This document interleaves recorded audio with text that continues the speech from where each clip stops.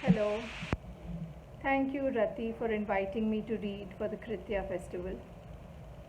These are very difficult times that we are all living in, and I thought I'd read one poem on the pandemic.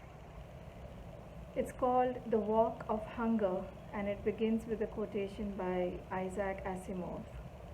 Reduce the length of a dark age if there is one. This pandemic says no to work, to livelihood, to jobs. The laborer, daily wage earner, is outwilled, outcast, outclassed, more afraid of hunger 2020 than of COVID-19. He's forced to pack up and flee homewards. He doesn't know PPE from hydroxychloroquine, ICUs from CCUs, lockdown from quarantine.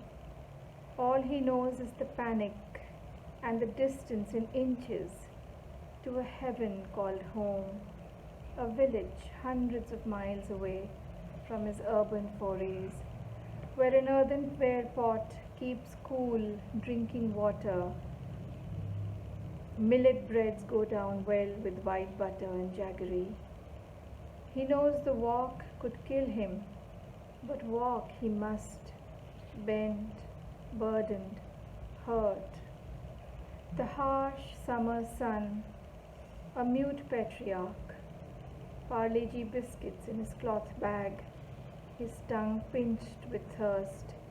As his footsteps enter twilight, he knows that this walk is about another kind of hunger, the hunger for roots and familiarity, a circle where he is at the core, not at the periphery. He wants to forget forever the cruel bald ring of perpetual want, disfavor, dearth. He was never a human being there, just an appendage. This walk is for a sigh of self-sufficiency, sovereignty, a dependence on earth rather than on someone who behaves like its lord. This poem was actually dedicated to the millions of people who, the migrant laborers who walked home because they were displaced from their jobs in the urban cities. It's a very tragic walk home. The second poem that I want to read is titled, I Tell the River That I Shall Pray Again. This is a poem that recently won it won a special mention at the Hawker Prize 2019, which is a prize based in Singapore.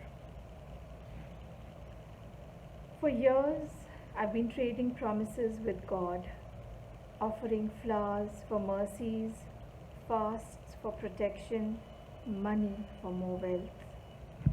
And now, it's not as if I've stopped praying, but something's muted over the years. When I fold my hands at the altar, I'm thinking the flowers in the vase need to be changed. The brand of incense leaves too much ash. The silver needs polishing. The frames need dusting. Cremating you and returning to the raven blackness of our home. Cremating you and returning to the raven blackness of our home. I fastened the urn of ashes to a clothesline outside the house because it was bad omen to carry it inside.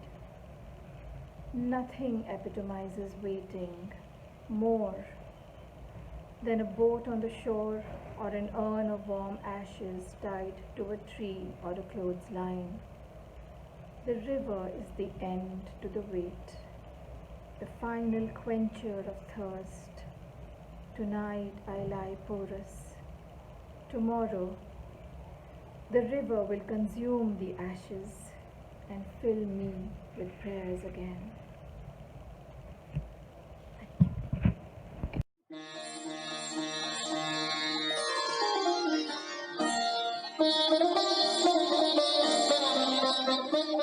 Thank you.